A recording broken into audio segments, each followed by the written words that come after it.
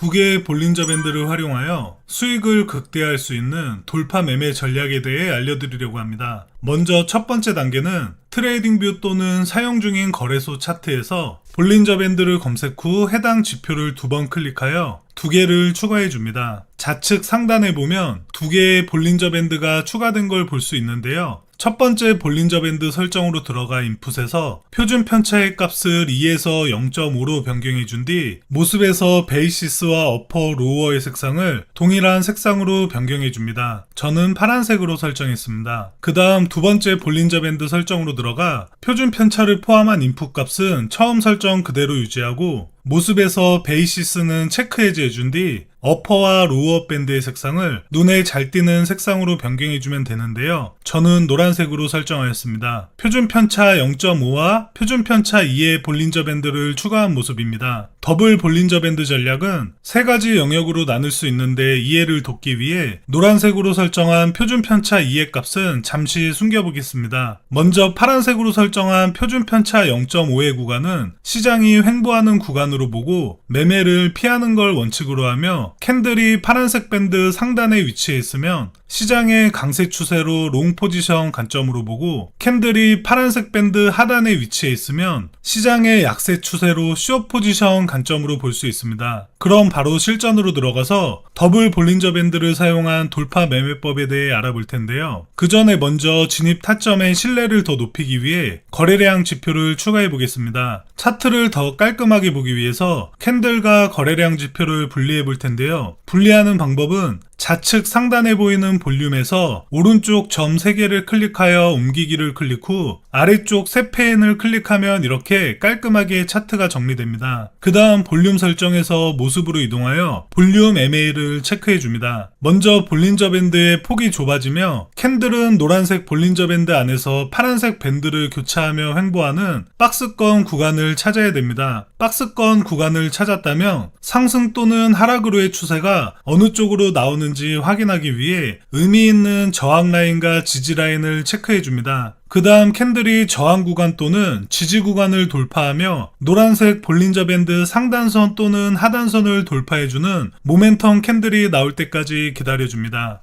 모멘텀 캔들이란 다양한 형태를 가질 수 있지만 일반적으로 큰 몸통을 가진 장대 캔들을 말하는데 쉽게 말해 지지 저항 라인을 힘있게 돌파해주는 캔들이라고 생각하시면 됩니다. 해당 캔들에서 저항 구간과 볼린저 밴드의 상단선을 동시에 돌파해주는 모멘텀 캔들이 나오며 거래량도 파란색으로 설정한 MA선 위로 올라오면 충분한 매수세가 붙었다고 판단할 수 있습니다. 모든 조건이 완성된 해당 캔들은 매수 타점이 되는데요. 여기서 발생할 수 있는 두 가지 경우의 수가 있습니다. 여기서부터 계속해서 가격이 상승하거나 가격은 다시 볼린저 밴드 내부로 회귀해 거짓 돌파로 간주하는 경우입니다. 이 캔들이 진입 조건을 만족한 모멘텀 캔들이라는 점을 고려하면 잘못된 거짓 돌파일 가능성보다 상승으로 이어질 확률이 높기 때문에 해당 모멘텀 캔들 종가에서 롱 포지션 진입해줍니다. 손절 라인은 진입한 캔들의 저점 또는 표준 편차 0.5로 설정한 파란색 밴드 하단선으로 설정해줍니다. 그리고 만일의 경우를 대비해 손절 기준을 명확히 설정 후 포지션에 진입하기 때문에 실패하더라도 리스크는 줄어들게 됩니다. 저항선을 돌파하며 볼린저 밴드의 레그 현상이 일어나면 큰 추세가 이어질 확률이 높기 때문에 손익비를 짧게 가져가는 것보다는 목표 익절가를 1차와 2차로 나눠 수익 실현하는 걸 추천드리는데요. 1차 목표가는 손절가 대비 1대 1.5 자리로 설정해 줍니다.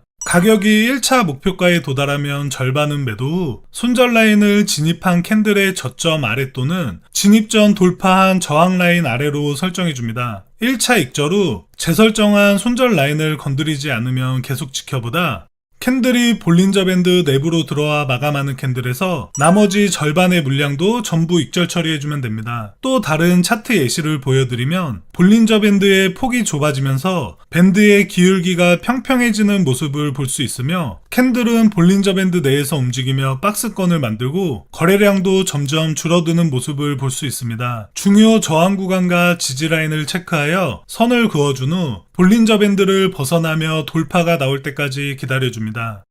여기서 캔들 몸통이 저항 구간을 강하게 돌파하며 볼린저 밴드 상단을 돌파하는 모멘텀 캔들이 나옵니다. 거래량도 충분한 모습을 볼 수 있는데요. 해당 캔들에서 봉 마감 후 롱 포지션 진입해줍니다. 손절 라인은 돌파된 저항 라인과 진입한 캔들의 저점 또는 파란색 밴드 하단선으로 총 3가지의 선택지가 있습니다. 사용하는 레버리지 또는 손절 감당한 가격 범위 등 시장 상황 및 거래자의 상황을 고려하여 선택해주면 됩니다. 저는 표준 편차 0.5로 설정한 파란색 밴드 하단선으로 설정해 보겠습니다. 익절은 동일하게 분할 익절을 진행할 텐데요. 1차 목표가는 손익비 1대 1.5로 설정해 줍니다. 1차 목표가에 도달하면 절반은 매도의 수익을 챙기고 스탑 라인은 본절과 가장 가까운 돌파된 저항 라인 아래로 이동해 줍니다. 재설정한 스탑 라인을 건들지 않으면 계속 지켜보다 캔들이 볼린저 밴드 상단 안으로 들어와 봉 마감하면 전량 익절 처리해줍니다. 시장은 대응의 영역이며 그 누구도 미래의 가격을 정확하게 예측할 수는 없습니다. 공부한 내용을 기반으로 연습과 노력을 통해 매매 성공 확률을 높이고 그 결과를 바탕으로 본인만의 매매 원칙을 성립하여 꾸준히 수익 보는 구독자분들이 되셨으면 좋겠습니다. 끝까지 시청해주셔서 감사드리고 다음 영상으로 찾아뵐게요.